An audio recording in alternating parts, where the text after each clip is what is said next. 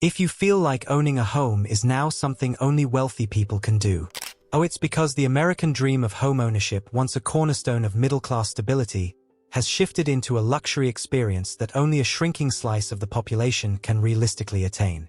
What used to be a rite of passage is now a financial Everest for most households. To understand why this happened, we have to unpack decades of economic shifts, policy decisions, cultural changes, and market forces that have reshaped the housing landscape. This isn't about people being irresponsible, it's about structural changes that have made homeownership unaffordable for most Americans. At the heart of this crisis is a simple but brutal fact. Home prices have risen far faster than incomes. Historically, a rule of thumb for affordable housing was that a home should cost about 3 times a household's annual income. Today, that ratio is closer to 5 times or more in many markets. That means even if your income has increased over the years, home prices have increased more. A home that might have been within reach a generation ago is now priced well beyond what typical households can qualify for. A study by the National Association of Home Builders found that in 2025, nearly 75% of U.S. households could not afford a median-priced new home under standard mortgage underwriting criteria even before accounting for rising interest rates. This isn't just a statistical quirk, it's a reflection of how the housing market has moved away from being a place where most Americans can participate and toward a market that privileges wealthier buyers. Even though mortgage rates have eased from their peak in 2023 to 2024, they remain elevated compared to the ultra-low rates of the previous decade. Higher mortgage rates mean higher monthly payments, which in turn means a higher income is required just to qualify for a loan. For example, a 6.5% mortgage rate on a median-priced home can price tens of millions of households out of the market because lenders use strict debt-to-income criteria to qualify borrowers. Even modest increases in rates, just 1/4 of a percentage point, can price over 1 million households out of the market. That's how sensitive the system has become. Tiny changes in borrowing costs now have massive effects on who can buy a home. Owning a home isn't just about the purchase price. There are ongoing costs: mortgage principal and interest, property taxes, insurance, maintenance, utilities, and association fees. According to the U.S. Census Bureau, the median monthly cost for homeowners with a mortgage rose to $2,035 in 2024, up from $1,960 the year before. That's money that has to be paid every month regardless of whether your income increases. And in high-cost states like California, Hawaii, and New Jersey, the typical homeowner's monthly costs can exceed $2,700. For many middle-income households, that level of monthly commitment crowds out everything else: savings, healthcare, childcare, transportation, and even food. One of the most visible effects of the affordability crisis is the age at which people buy their first home. A recent analysis shows that in expensive metropolitan areas like Los Angeles and New York, the median age of first-time homebuyers is now in the mid-30s, significantly older than in more affordable regions. That delay isn't because young people aren't ambitious, it's because saving for a down payment and qualifying for a mortgage has become so difficult that many delay home ownership for years, or indefinitely. Some buyers on community forums describe a growing sentiment that owning a home is becoming a dream for someone else, not themselves. Many say they're settling for rentals or smaller, lower-quality housing because the traditional path to home ownership feels out of reach. Another major force behind rising prices is supply. In many parts of the country, new housing construction has lagged behind population growth and household formation. Zoning restrictions, lengthy permitting processes, and community resistance to higher density housing have limited the supply of new homes, especially affordable ones. When demand outpaces supply, prices go up. It's basic economics, but the consequence is profound. Homes that could have been affordable become scarce, and prices rise faster than incomes can keep up. This supply shortage also pushes more people into the rental market, which then increases competition for rentals and pushes rents higher, creating a ripple effect across the entire housing sector.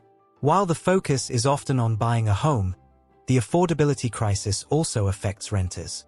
A large share of Americans spend a disproportionate amount of their income on rent, sometimes 30% or more. According to recent data, nearly half of renters in the 35 to 44 age group spend at least 30% of their income on housing costs. High rent costs make it even harder to save for a down payment, trapping many households in a cycle where they can't buy because they can't save and can't save because they're paying too much in rent. This dynamic further solidifies homeownership as a privilege of those who either inherited wealth, have high incomes, or received financial help from family. Nationally, the share of income that households must dedicate to housing, whether renting or owning, has been climbing. Research shows that more than half of American families lack the resources to cover what it truly costs to live securely in their communities.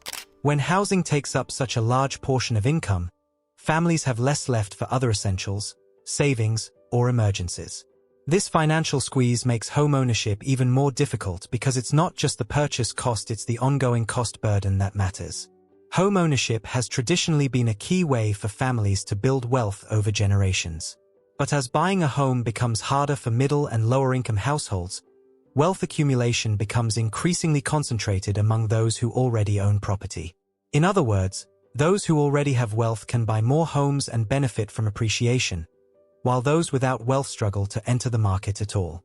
This dynamic amplifies inequality over time. This isn't just a theory, it's reflected in the data. Home prices have appreciated dramatically over the last decade, creating significant equity for existing homeowners, while many potential buyers remain stuck on the sidelines. While structural forces are the main drivers, cultural expectations play a role too. Society still holds up homeownership as a marker of success, the ultimate sign that you've made it. That narrative puts psychological pressure on people to strive for homeownership even when it's financially difficult. This pressure can lead to risky financial decisions, stretching budgets, taking on high-cost loans, or sacrificing other financial goals, all in pursuit of a dream that feels increasingly out of reach. Part of the reason homeownership has become a luxury is that the broader economic system now rewards capital ownership of assets more than labor income from work. When capital gains and investment returns grow faster than wages, people who own assets, like homes, get richer, while wage earners struggle to keep up. This dynamic pushes asset prices higher and wages lower in relative terms, making it harder for wage earners to accumulate the wealth needed to buy a home. The consequence of all these forces is that homeownership is increasingly stratified by wealth. Those with higher incomes, substantial savings, or family assistance can buy homes and benefit from rising property values.